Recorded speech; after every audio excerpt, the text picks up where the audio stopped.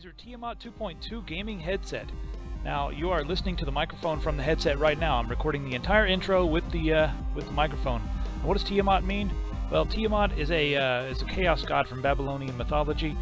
She's one of the primordial gods of the sea. As you can see, they always go above and beyond with the box. It's almost borderline ridiculous. So very, very easy to unbox. One thing I like, no twisty ties. There's actually a little rubber piece that you can unhook easily. And there it is. In the box we have a sticker, a Tiamat guide, and also a note from the Razer guy, and of course we have the Tiamat 2.2 headset. Anyway, this one is very large over-the-ear headset. And let's go ahead and put it on. Let you see how big it is. It's actually really comfortable. The padding on the leather on the side of these is over 1 inch thick, so really, really large. Also, if you're going to be across the room, the cable itself is over 10 feet long. Let's talk about the specs of this device.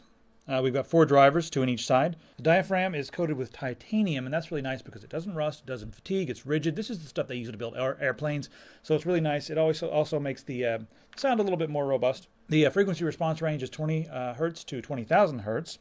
Impedance is 32 ohms. Now let's talk about the over-the-ear cups themselves for just a second. It's really comfortable because there's a leather band on top. You're never going to have to adjust anything. So it just kind of sits on the head, and the band expands as you, if you have a fat head, it's going to expand a little more. So there's an elasticity to the top of it.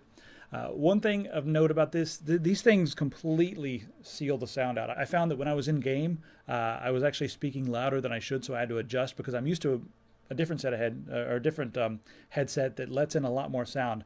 I can barely hear myself right now, so they're not quote-unquote noise canceling, but these really seal off the outside world, and the pads are going to be comfortable for long play. One thing I do want to mention, though, is that they do get warm because this is leather right on your head, and it's thick, padded leather, so it will get warm. Every couple of hours, you're going to go like this, and you're going to be like, oh, man, that's warm. If you're someone who is in a frigid environment, well, you can just wear these around town. You look awesome too. Now, as far as the microphone goes, the microphone is retractable.